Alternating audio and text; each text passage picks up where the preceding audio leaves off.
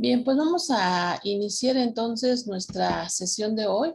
Vamos a comenzar con un repaso de lo que dijimos la semana pasada, la clase pasada. Hablábamos acerca de la biodiversidad que hay en el planeta. Decíamos que la biodiversidad se dio gracias a la variación que hubo y que hay entre las diferentes especies que poblan el planeta. Esta biodiversidad se da en absolutamente todos los seres vivos. Decíamos que pues casi siempre cuando hablamos de seres vivos pensamos en plantas y animales, ya que es, digamos, lo más característico. Sin embargo, el día de hoy, pues vamos a hablar de todos esos otros seres que no están dentro de estas dos clases, dentro de estos dos tipos de, de seres vivos, pero que también podemos, y bueno, más bien, de hecho, debemos incluirlos.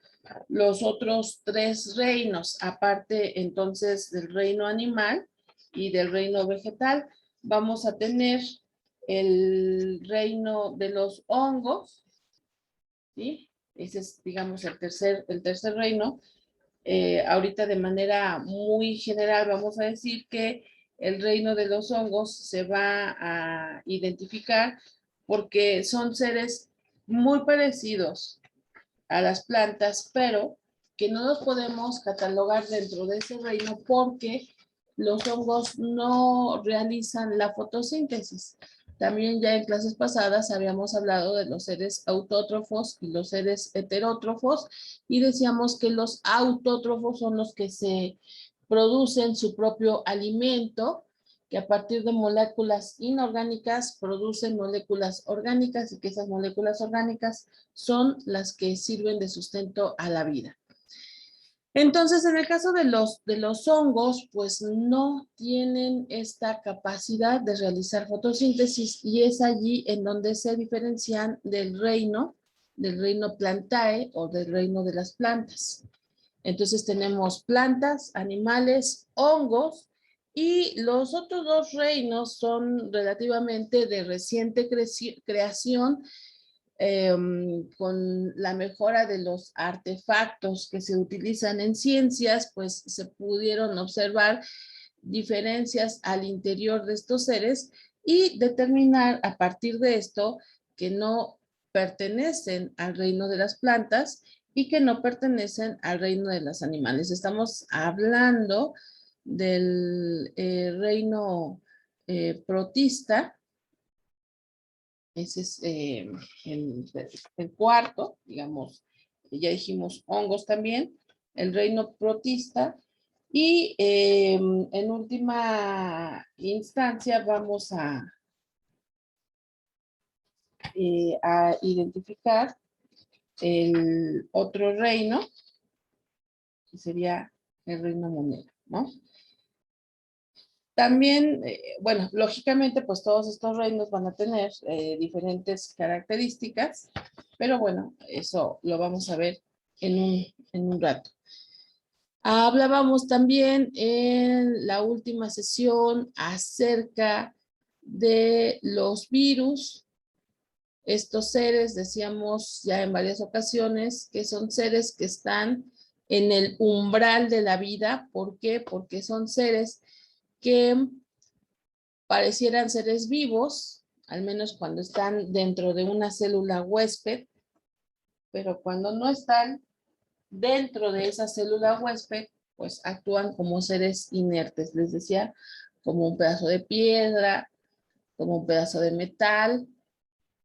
Necesitan forzosamente el ADN de la célula huésped para poder multiplicarse. Y también decíamos que pues no podemos hablar exactamente de reproducirse, sino de replicarse, porque esa es la palabra que los científicos utilizan para señalar cuando un virus, comienza a tener copias de él mismo. Se está realizando una replicación. Y que muchos de estos virus pues nos crean enfermedades.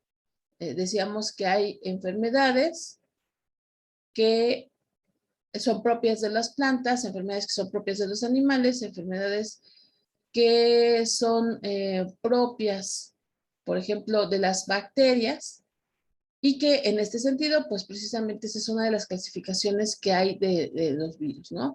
Dependiendo si atacan plantas, animales o bacterias. Y que estos virus son diferentes, por ejemplo, los virus de los animales entre sí, son diferentes los virus que atacan a los, por ejemplo, a los primates, a los perros, y que en muchas ocasiones, ojo lo que estoy diciendo, muchas ocasiones, no siempre, en muchas ocasiones, un virus que ataca, por ejemplo, a un perro, pues a mí como ser humano probablemente no me haga mucho daño, pero eh, hay ocasiones en que sí, ¿no? Tenemos este ejemplo, esta cuestión que mucho se maneja ahora del coronavirus. Hay todavía algunas investigaciones que realizar, pero bueno, por lo pronto, pues existe como esta tentativa de explicación del por qué este coronavirus es sumamente letal para los seres humanos, porque es un virus que originalmente, o al menos esta mutación que tenemos ahorita, no era, no era humana. Si fuera humana, a lo mejor los seres humanos, obviamente con el paso de los miles de años que llevamos en el planeta, pues ya hubiéramos generado defensas, ya hubiéramos generado anticuerpos. Sin embargo, no es el caso. Y aunque todavía se necesita mucha investigación para determinar verdaderamente qué es lo que lo causó, pues mientras es una cosa o es otra, pues aquí estamos. Ahorita que terminemos esta parte de la explicación, estos primeros 40 minutos, recuerden ustedes que tenían pendientes sus exposiciones, así es que ahorita hablamos sobre este punto, ¿no? Vamos entonces ahora sí a entrar ya de lleno a nuestro tema del día de hoy, que es precisamente la clasificación de los seres vivos. Y como nos vamos a dar cuenta, bueno, los seres vivos han sido objeto de estudio y de intentos de clasificación desde todos los tiempos. De hecho, ahorita nos vamos a centrar un poco más en la época moderna, pero déjenme comentarles que ya desde el tiempo de Aristóteles, pues había una búsqueda o un intento por clasificar. Por ejemplo, Aristóteles pues sí nos hablaba del reino de las plantas, del reino de los animales y del reino mineral. Que bueno, hoy en día cuando hablamos de seres vivos, pues obviamente este reino lo excluimos, pero aquí lo importante es identificar que ya desde ese momento, desde el tiempo de los antiguos griegos, pues se buscaba una clasificación, ¿no? El tiempo pasó y hubo otros muchos intentos a lo largo de la historia por clasificar estos seres humanos. Tenemos aquí en la imagen una de las clasificaciones más reconocidas, que es la de Carlos Linneo. Carlos Linneo es uno de los científicos más importantes del siglo XVII, del siglo XVIII, mejor dicho, del siglo XVIII, quien diseñó un modelo de clasificación basándose en varios niveles jerárquicos que representaban pues las características de los animales. Esta clasificación de Linneo ha ido modificándose un poco a lo largo de los siglos siguientes, pero déjenme decirles que sí ha servido de base precisamente porque ha sido muy útil y muy bien manifestada, ¿no? Vemos aquí cuál es la clasificación de nuestra especie. Sepan ustedes, o recuerden si es que ya lo sabían, que nuestra especie es llamada Homo sapiens sapiens. Y esta clasificación viene precisamente entonces desde ese momento, desde el siglo XVIII con Carlos Linneo. ¿Cómo se va a dar esta clasificación? Bueno, vamos a ir de lo más general hacia lo particular. Entonces, nos queda claro que nosotros, los seres humanos, pertenecemos al reino animal. ¿Por qué pertenecemos al reino animal y por qué decimos que somos animales? Porque nuestras funciones fisiológicas son exactamente iguales a las de cualquier animal. Es decir, respiramos y tenemos un intercambio gaseoso de oxígeno, recuerden, inhalamos oxígeno, exhalamos dióxido de carbono. ¿Sí? Ese es el primer punto. En cambio, por ejemplo, recuerden ustedes que las plantas pues absorben dióxido de carbono y liberan como materia de desecho oxígeno. Entonces, pues nosotros no somos plantas porque no llevamos, por ejemplo, ese tipo de respiración y algunas otras características que ahorita vamos a decir, ¿no? Pertenecemos a al filum, al filum Chordados, que son todos aquellos seres que tienen vértebras, que tienen una espina dorsal, esos cordados. Pertenecemos a la clase de mamíferos porque somos seres que iniciamos nuestra vida en el vientre de la madre y allí terminamos nuestro desarrollo. Cuando finalmente nacemos, ya estamos listos para estar acá afuera. Existen otro tipo de mamíferos, por ejemplo, los mamíferos placentarios, que tienen un periodo de desarrollo fetal, obviamente dentro del vientre materno, pero cuando nacen todavía no están listos para la vida extrauterina, es decir, la vida fuera del útero, y entonces terminan su desarrollo en una bolsa que tienen las madres, que se le llama, eh, se me fue el nombre. Bueno, una bolsa. El ejemplo más común es el de los canguros, ¿sí? Que cuando nacen, el pequeño fetito va avanzando, marsupio se llama, va avanzando hacia el marsupio, es decir, a la bolsa. Ahí en el marsupio la madre tiene tetas y el recién nacido se pega a esa teta y ahí termina su desarrollo. Hay muchos tipos de marsupiales. Bueno, nosotros somos mamíferos placentarios. Estamos en el orden de los primates y precisamente se les llama primates porque estamos emparentados con otros tipos de animales como los simios, los gorilas, los monos, los gibones, etc. No estamos dentro de la misma familia, pero sí estamos dentro del orden, el orden de los primates. Esta orden de los primates tiene algunas derivaciones, algunas subclasificaciones, y dentro de ella tenemos la familia de los homínidos. A lo largo de la historia de la evolución de la vida en el planeta, hubo muchos homínidos.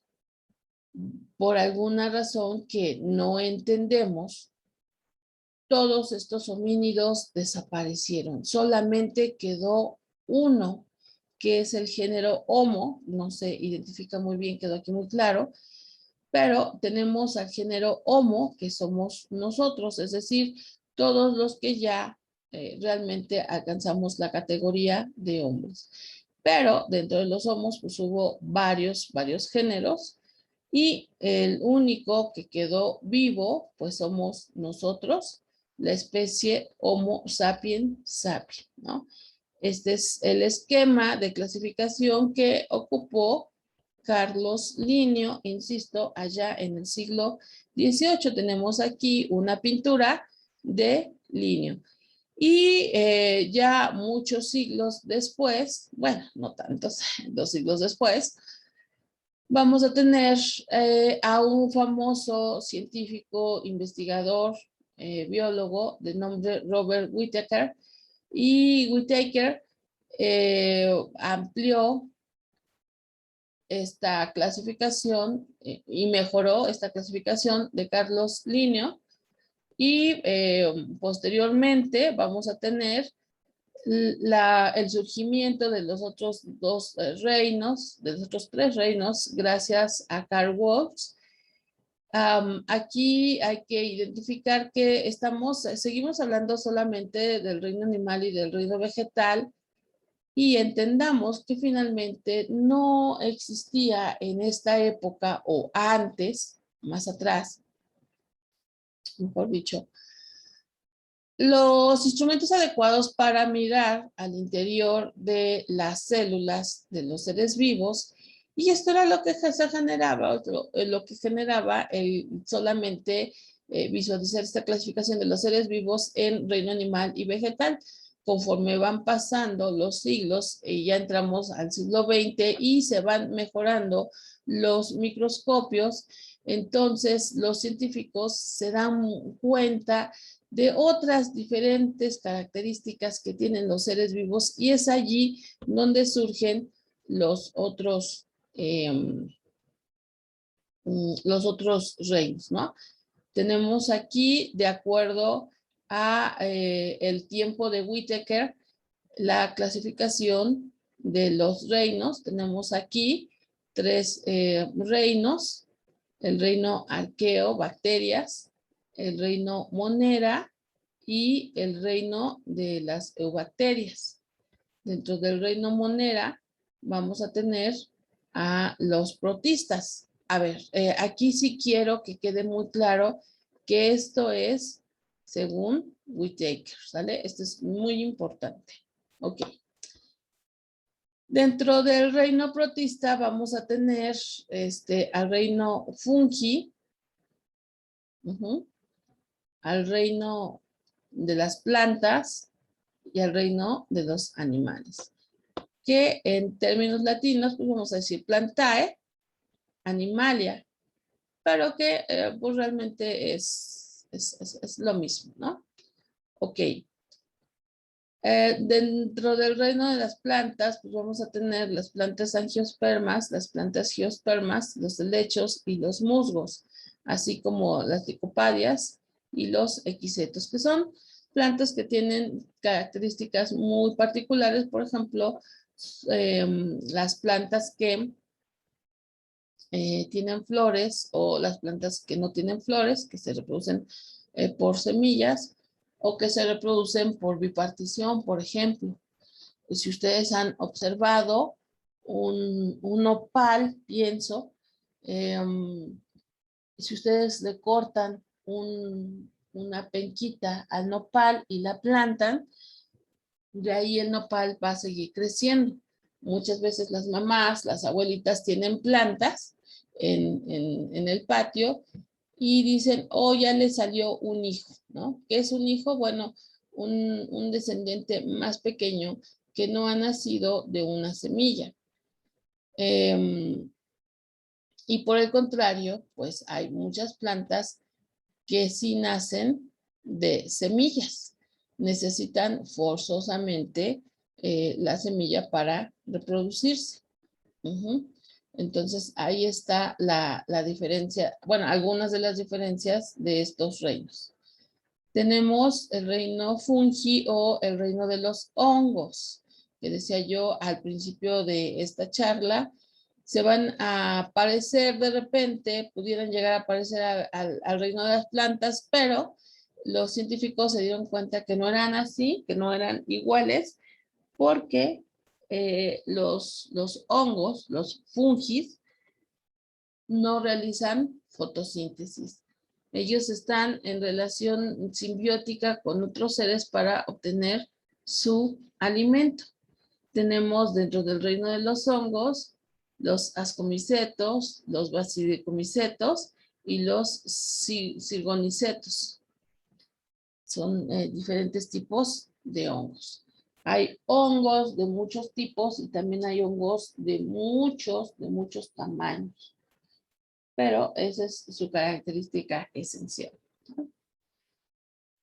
Y luego tenemos el gran reino Animalia, que pues obviamente ha sido de los más estudiados, de los más conocidos. Tenemos grandes divisiones dentro del reino de los animales. Por ejemplo, tenemos animales superiores, animales inferiores, es decir, los más chiquitos. Acá tenemos los nidarios, los equinodermos, tenemos peces que respiran con branquias, anfibios que pueden vivir en ambas partes, tanto en la tierra como en el agua. Los mamíferos, que decía yo hace ratito, nacen de las madres. Los huevos, perdón, las aves y los reptiles que nacen de huevos son ovíparos, pero que tienen, obviamente las aves tienen características muy diferentes a los reptiles.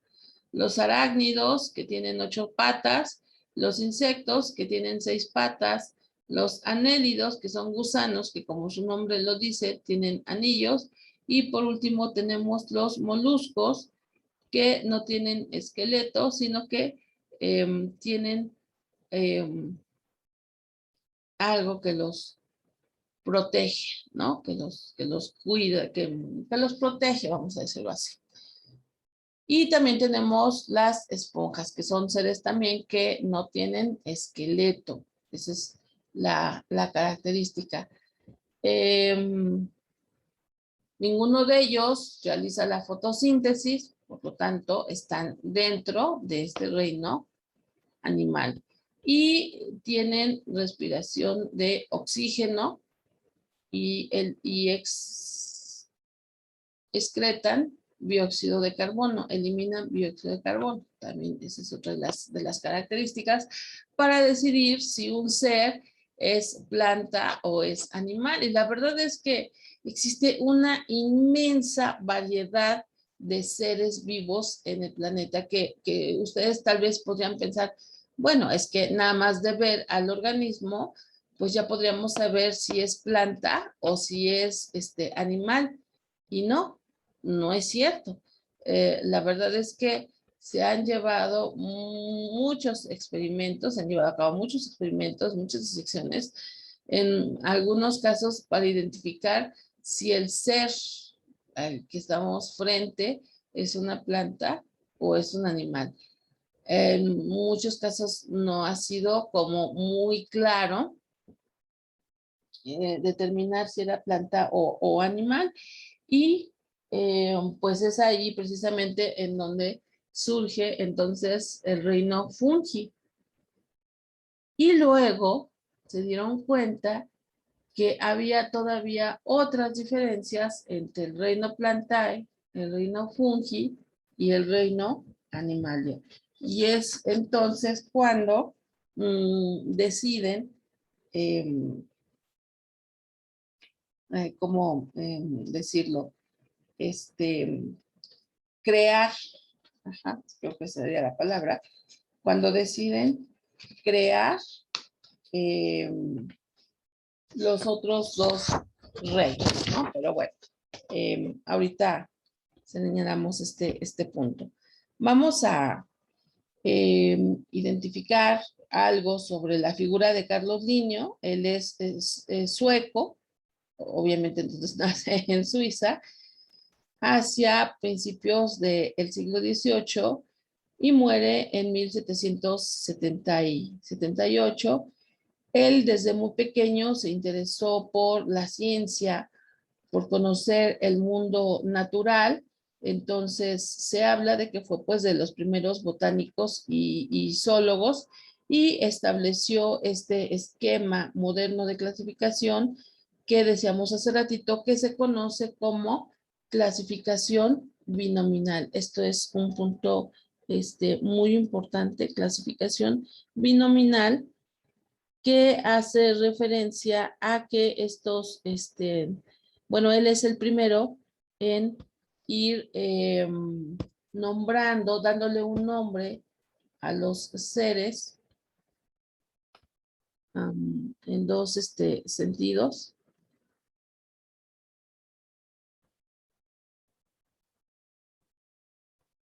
A ver, este punto se me escapó y es muy importante. Él va a comenzar a darle a los seres vivos dos nombres, por eso se le llama clasificación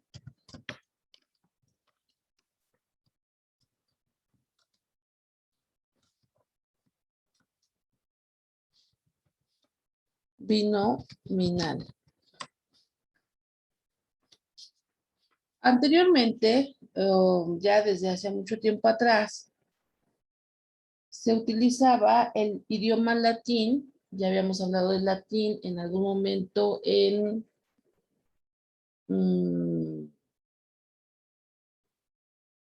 en Leoye. En Leoye 2 habíamos hablado de latín. Habíamos señalado que era el idioma de los antiguos romanos, es decir, de los antiguos latinos, y por muchos siglos fue el idioma de los científicos, como para que la gente común, que además la gente común ni sabía leer y escribir, pero bueno, para que la gente común no se enterara de todas las cuestiones científicas, ¿no? De todo el conocimiento. Pero bueno, ya en esta época, en el siglo XVIII, se sigue utilizando mucho el latín, y entonces por esa situación Linneo toma a bien utilizar los nombres de los seres vivos utilizando ese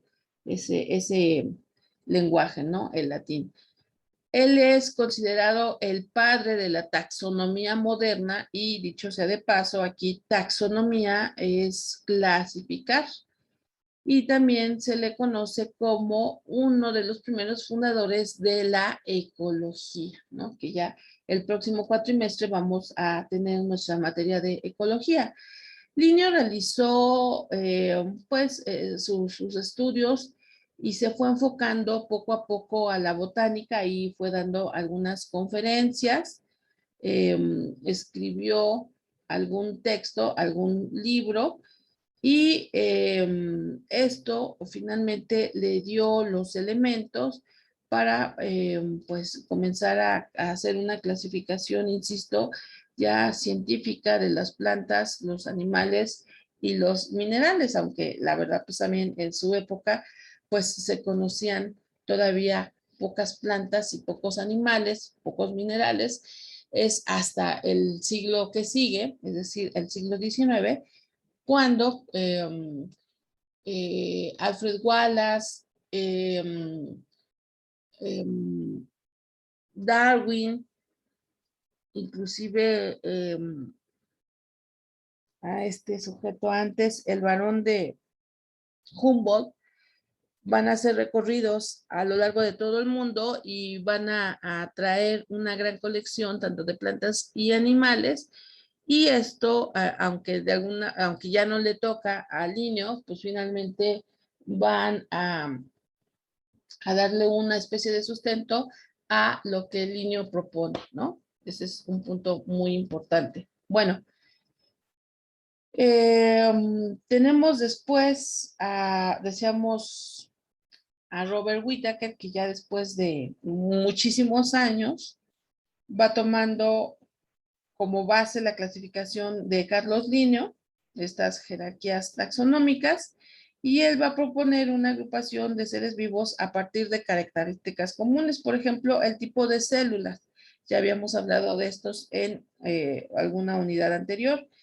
Él va identificando que existen entonces, bueno, él ya lo sabe, esto ya lo investigaron otras personas, pero él lo va a tomar en consideración.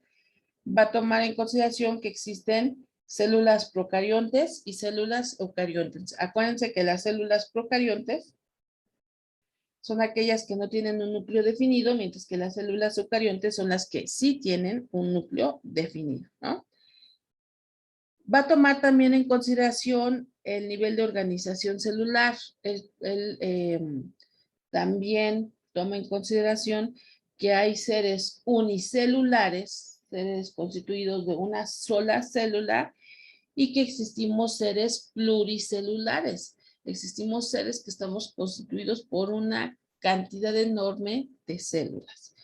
Una planta, un animal, pues es un ser pluricelular. El tipo de alimentación, es decir, si son seres autótrofos, seres que toman la energía y producen sus propias moléculas que van a servir de alimentación, o seres heterótrofos, aquellos seres que van a tomar de los autótrofos las moléculas que les van a servir de alimento. El tipo de reproducción, si hay reproducción sexual o reproducción asexual. La reproducción asexual, insisto, es aquella que no necesita de células masculinas y femeninas, es decir, de gametos masculinos o de gametos femeninos. Ok, ahorita hablamos de Carl Wolf. O bueno, de una vez, bueno. Sí, ahorita hablamos de Wolves. Ok, tenemos aquí en la imagen entonces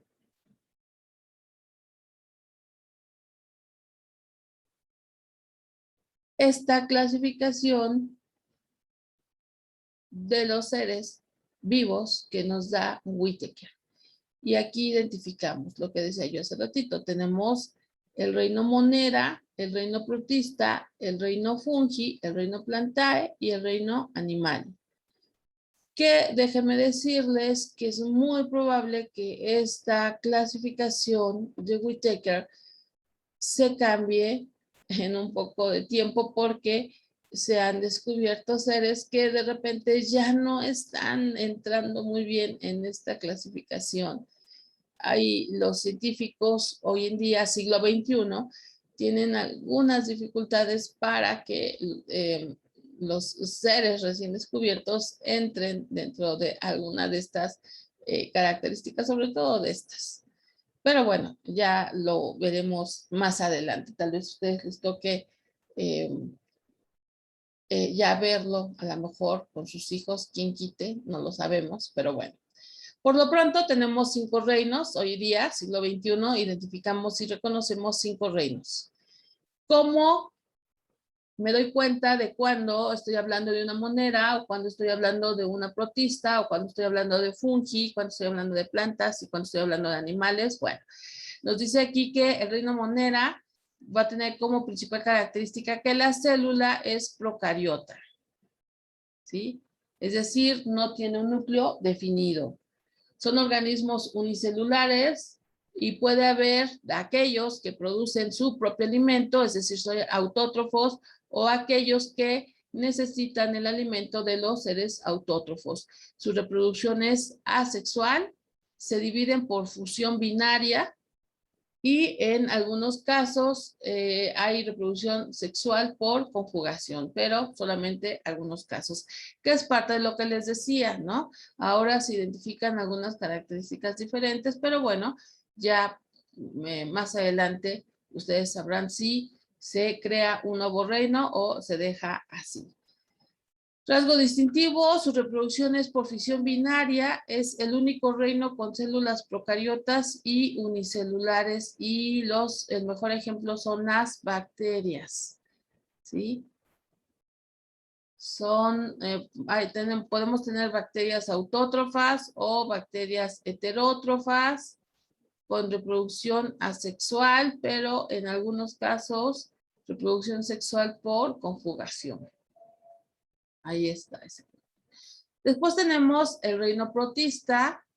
La célula es de tipo eucarionte, entonces aquí sí estamos hablando de células con núcleos definidos, son unicelulares, capaces de organizarse en colonias.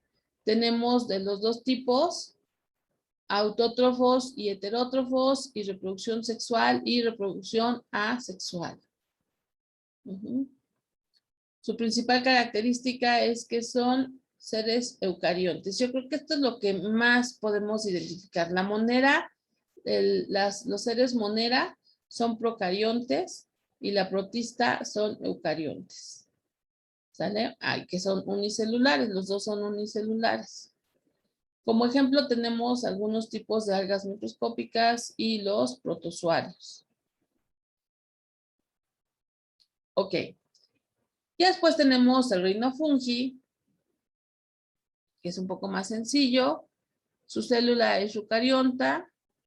Pueden ser unicelulares, pero también pueden ser pluricelulares.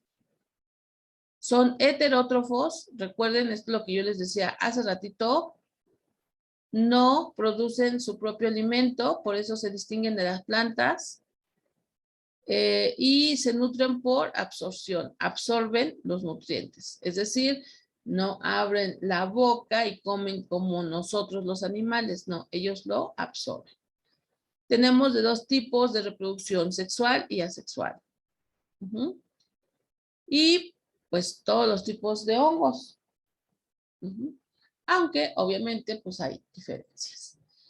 Tenemos el reino Plantae, células eucariontas, es decir, células con núcleo, son pluricelulares, autótrofos y de reproducción sexual como asexual. Se organizan en tejidos. Su principal característica es que son autótrofos. Todas las plantas que ustedes puedan imaginar están dentro del reino Plantae. Y para finalizar, tenemos el reino Animalia, cuyas células son eucariontas, son pluricelulares, son heterótrofos por ingestión, es decir, introducen el alimento a su boca y de ahí empieza la digestión. Ya también la clase pasada habíamos empezado a hablar un poquito sobre esto. En cuanto a los animales, la mayoría, la gran mayoría, casi la totalidad, tienen una reproducción sexual. Sin embargo, se han encontrado algunos animales que tienen reproducción asexual.